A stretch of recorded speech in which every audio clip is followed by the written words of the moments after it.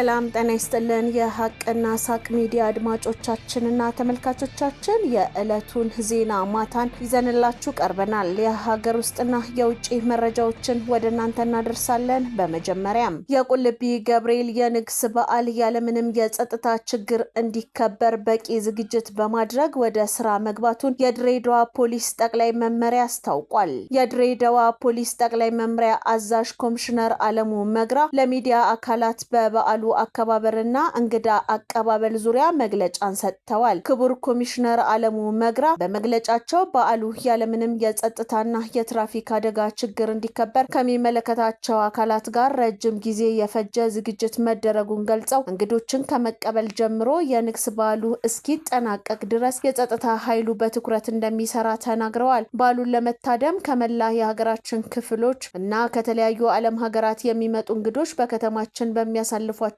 ቀናቶች ሰላማቸው ተጠብቆ ምንም አይነት የወንጀልና የትራፊክ አደጋ እንዳይገጥማቸው ከዛም ባለፈ በሁሉም ቀጠና ለእንግዶች ማረፊያ ይሆን ዘንድ ድንኳኖችን በማዘጋጀት እንግዶችን በፍቅር ለመቀበል ቅድመ ዝግጅት ተጠናቆ ወደ ስራ የተገባ መሆኑን አብራርተዋል። በዓሉ የሚከበረው በሜታ ወረዳ ቁልቢ ከተማ ይሁን እንጂ ከበዓሉ አስቀድሞ እንግዶች በከተማችን ድሬዳዋ በሚያደርጉት ቆይታ አንድም ስጋት ሳይገባቸው ቀንም ሌሊትም ድሬዳዋ ሰላም በመሆኗ የሌሊት የትራንስፖርት አገልግሎት ማግኘት እንደሚችሉም አብራርተዋል። ይህ በዓል በሰላም ተከብሮ እንዲጠናቀቅ የምስራቅ ኢትዮጵያ የጋራ ደህንነት ግብረ ኃይል በቅንጅት የጸጥታውን ስራ እየሰራ መሆኑን ኮሚሽነር አለሙ መግራ ጨምረው ገልጸዋል። የእንግሊዝ መንግስት የማርበርግ የቫይረስ በሽታን ለመከላከል የሚያግዝ የቁሳቁስ ድጋፍ አደረገ። የጤና ሚኒስትር ዶክተር መቅደስ ዳባ በርክክቡ ስነ ስርዓት ላይ የእንግሊዝ መንግስት ላደረጋቸው ወቅታዊ ድጋፎች አመስግነው ልገሳው ድንበር አቋርጠው የሚመጡ በሽታ አምጪ ተዋሲያንን ለመዋጋትና የጤና ተቋማት ለህዝብ ጤና ድንገተኛ አደጋዎች ምላሽ የመስጠት አቅምን ለማጠናከር እንደሚረዳ ተናግረዋል። ዶክተር መቅደስ ዳባ አክለው የተለገሱ መሳሪያ በወረርሽኝ ምላሽ ጥረቶች ውስጥ የተሳተፉ ግንባር ቀደም የጤና ባለሙያዎችን ለመጠበቅ ቁልፍ ሚና እንደሚጫወትም ተናግረዋል። የዩኬ አምባሳደር ዳረን ዊልች በበኩላቸው ዩናይትድ ኪንግደም ኢትዮጵያ የሕክምና መሳሪያዎችን በማምረት ራሷን ለመቻል የምታደርገውን ጥረት ትደግፋለች። የሁለቱ ሀገራት ትብብር ከኢትዮጵያ አልፎ ለአህጉራዊና ለዓለም አቀፍ የጤና ደህንነት አስተዋጽኦ ያደርጋል ብለዋል። አጥሮችን አንሱ ብዬ ማስጠንቀቂያ ብሰጥም ስላልተነሱ በግብረ ኃይል ማንሳት ጀምር ያለው ሲል የአዲስ አበባ ከተማ መንገዶች ባለስልጣን አስታወቀ። የአዲስ አበባ ከተማ መንገዶች ባለስልጣን በከተማዋ የተለያዩ አካባቢዎች በአጥር የተዘጉ የውስጥ ለውስጥ መንገዶችን በግብረ ኃይል የማንሳት ስራ በዛሬው ዕለት በይፋ መጀመሩን አስታውቋል። መስሪያ ቤቱ የውስጥ ለውስጥ መንገዶችን የዘጋችሁ አንሱ ብዬ ባስጠነቀቃችሁም ስላላነሳችሁ በግብረ ኃይል ወደ ማንሳት ልገባ ተገድጃለሁ ብሏል። ዛሬ በአቃቂ ቃሊቲ ክፍለ ከተማ ወረዳ 7 ቃሊቲ ገብርኤል ቤተክርስቲያን ጀርባ የውስጥ ለውስጥ መንገድ የዘጉ አጥሮችን የማንሳት ስራ መጀመሩን ገልጿል። በቀጣይ ቀናትም ይህንኑ ተግባር በሁሉም የከተማዋ ክፍሎች አጠናክራለሁ ሲል አስታውቋል። የውስጥ ለውስጥ መንገዶች በአጥር በመዘጋታቸው ምክንያት ነፍሰ ጡር እናቶች ሌሊት ላይ ወደ ሕክምና ተቋም ለመሄድ የአደጋ መከላከል ስራዎችን በአግባቡ ለማከናወን አስቸጋሪ ሁኔታ መፍጠራቸው ተገልጿል። የተበላሹ የውስጥ ለውስጥ መንገዶችን ለመጠገንም ፈተና እንደሆነ ነው የተብራራው። በማዕከላዊ ኢትዮጵያ ክልል በምስረታ ላይ ያሉ የኮንቶማ ህዝቦች ዲሞክራሲያዊ ፓርቲና የደንጣ ህዝብ ዲሞክራሲያዊ ፓርቲ ጠቅላላ ጉባኤያቸውን እንዳካሄዱ በጸጥታ ኃይሎች መከልከላቸውን የኢትዮጵያ ምርጫ ቦርድ አስታወቀ። በዜጎች የመደራጀትና የፖለቲካ ፓርቲ የመመስረት ዲሞክራሲያዊ መብት ላይ የማስተጓጎል ተግባራት የሚፈጽሙ አካላት ላይ የክልሉ መንግስት ተገቢውን የእርምት እርምጃ እንዲወስድ ቦርዱ በጥብቅ አሳስቧል። ምርጫ ቦርድ ዛሬ ረቡዕ ታህሳስ ታህሳስ 15 ቀን 2018 ዓ.ም ባወጣው መግለጫ የሁለቱ ፓርቲ ተወካዮች ፓርቲ ለመመስረት የሚያስፈልጉ ሁሉንም ህጋዊ ሰነዶች አሟልተው ጠቅላላ ጉባኤያቸውን እንዲያካሂዱ ለቦርዱ አስታውቀው እንደነበረ ተጠቅሷል። በዚህም መሰረት የኮንቶማ ህዝቦች ዲሞክራሲያዊ ፓርቲ ጥቅምት 30 በቡታጅራ ከተማ፣ የደንጣ ህዝብ ዲሞክራሲያዊ ፓርቲ ደግሞ ታህሳስ 12 በሃዲያ ዞን ቢጠና ታዳጊ ከተማ የምስረታ ጠቅላላ ጉባኤያቸውን ለማድረግ ሲሞክሩ ክልከላ እንደገጠማቸው ተገልጿል። በማዕከላዊ ጎንደር ዞን ማክሰኝት ዙሪያ ከህግ ርቀው በጫካ ሲንቀሳቀሱ የነበሩ ራሱን ቡሃ ሰሜን አማራ ቀጠና በላይ ዘለቀ እዝ ብሎ የሚጠራው ጽንፈኛ ቡድን አካል የነበሩ ታጣቂዎች የመንግስትን የሰላም ጥሪ ተቀብለው ገቡ። ታጣቂዎቹ ብሬንን ጨምሮ የቡድንና የነፍስ ወከፍ ጦር መሳሪያዎችን በመያዝ ከነሙሉ ትጥቃቸው ለጥምር ጦሩ አስረክበዋል።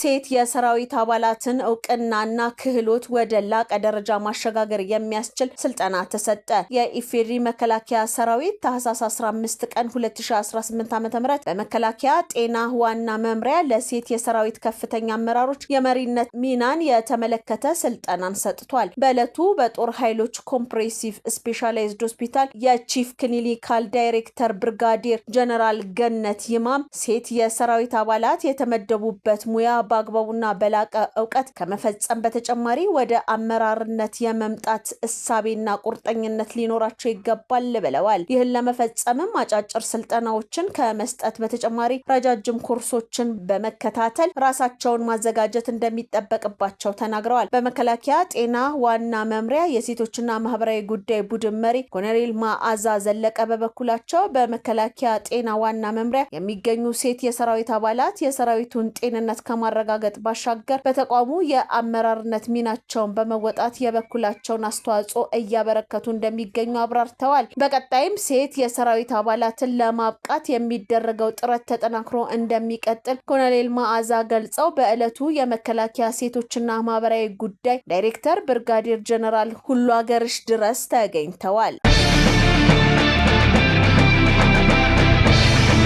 በትግራይ ክልል ሰሜን ምዕራብ ዞን አስገደ ወረዳ ህጸጽ ጊዜያዊ መጠለያ ጣቢያ የሚገኙ ተፈናቃዮች የሰብአዊ ድጋፍ አቅርቦትን በተመለከተ የተሰጠ መግለጫ።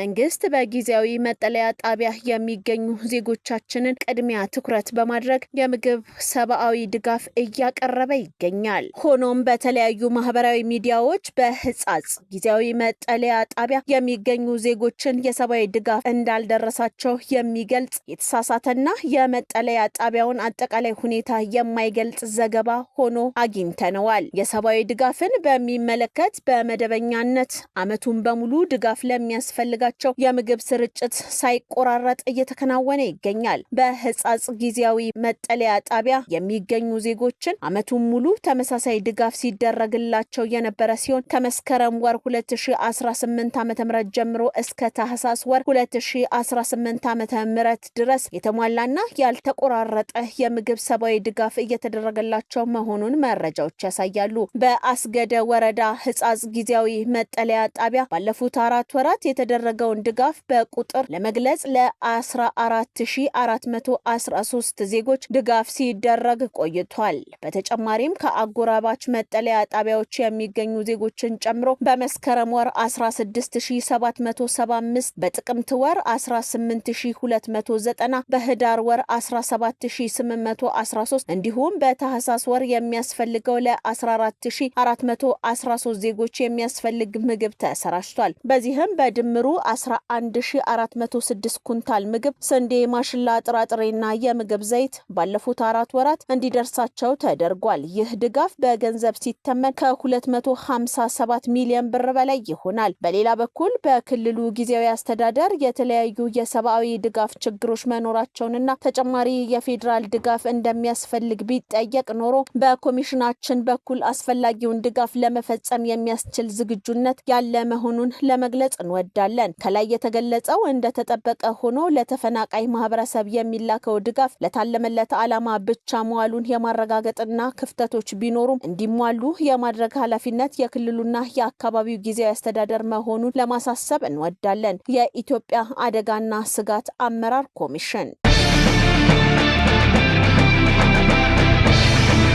በጅብ ጥቃት 11 ሰዎች መገደላቸውን ፖሊስ አስታወቀ። በማዕከላዊ ኢትዮጵያ ክልል ባሉት 4 ወራት ውስጥ 11 ሰዎች በጅብ ጥቃት ህይወታቸውን ማጣታቸውን የክልሉ ፖሊስ ገለጸ። በሃላባ ዞን ዌራ ዲጆ ወረዳ በላይኛው ጡቃ ቀበሌ ታህሳስ 13 ቀን 2018 ዓ.ም ከቀኑ 6:30 ላይ ወደ አንድ አርሶ አደር መኖሪያ ቤት የዘለቀው ጅብ የ3 ዓመት ታዳጊ ላይ ባደረሰው ንክሻ ህይወቱ አልፏል ያለው ፖሊስ በተመሳሳይ ዜና በጉራጌ ዞን ቻሃ ወረዳ ገበያ ውለው ወደ ቤታቸው በመመለስ ላይ የነበሩ አንዲት አዛውንት እናት በጅብ ተበልተው ህይወታቸው ማለፉ ታውቋል። በስልጤ በሃላባና በጉራጌ ዞኖች በደረሱ የጅብ ጥቃቶች ህይወታቸውን ካጡ 11 ሰዎች መካከል 9 ህጻናት ሲሆኑ አንድ አዛውንትና አንዱ ደግሞ ወጣት ናቸው። ፖሊስ ህብረተሰቡ ጅብ በሰው ልጅ ላይ የሚያደርሰውን ጥቃት ለመከላከል በተለይም ራሳቸውን መከላከል ለማይችሉ ህጻናትና አቅመ ደካማ አረጋውያን ተገቢውን ጥንቃቄና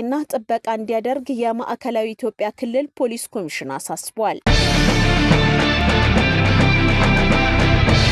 ሩዋንዳ ከ10,000 በላይ የወንጌላውያን ቤተክርስቲያንን ዘጋች። ሩዋንዳ ከ10,000 በላይ ቤተክርስቲያኖችን ስትዘጋ ለዚህም የአምልኮ ስፍራን ለመቆጣጠር ከወጣው 2018 ህግ ጋር አልተስማሙም የሚል ምክንያት አቅርባለች። ህጉ የጤና የደህንነትና የፋይናንስ ሁኔታን ለሃይማኖት ተቋማት ሲያስተዋውቅ ሁሉም ሰባኪዎች የቲዮሎጂ የስነ መለኮት ስልጠና እንዲኖራቸው ያስገድዳል። በተጨማሪም ህጉ ቤተክርስቲያኒቱ ዓመታዊ የተግባር እቅድ እንዲያቀርብ ሲያስገድድ የገንዘብ እንቅስቃሴዎችን በተመዘገቡ አካውንቶች ብቻ እንዲሆን ያስገድዳል። ከሳምንት በፊት ፕሬዝዳንት ፖል ካጋሜ የሃይማኖት ተቋማቱን መተቸታቸው ይታወሳል።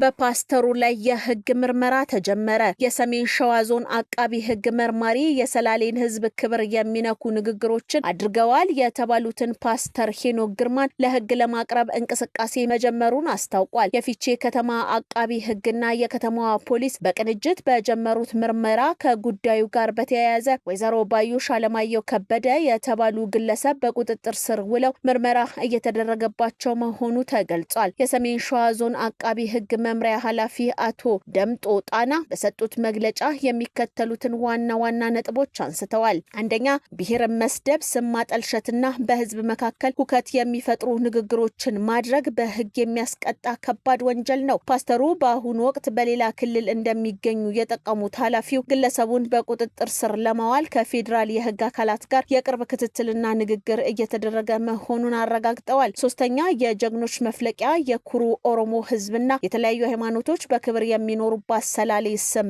መነካቱ የህዝብ ቁጣ የቀሰቀሰ በመሆኑ ህጉ ተገቢውን ምላሽ ይሰጣልን ብለዋል። አቃቢ ህግ መመሪያውን የህግ የበላይነትን ለማረጋገጥ አስፈላጊውን እርምጃ ሁሉ እንደሚወስድና የምርመራውን ውጤት በየጊዜው ለህዝብ ይፋ እንደሚያደርግ አስታውቋል።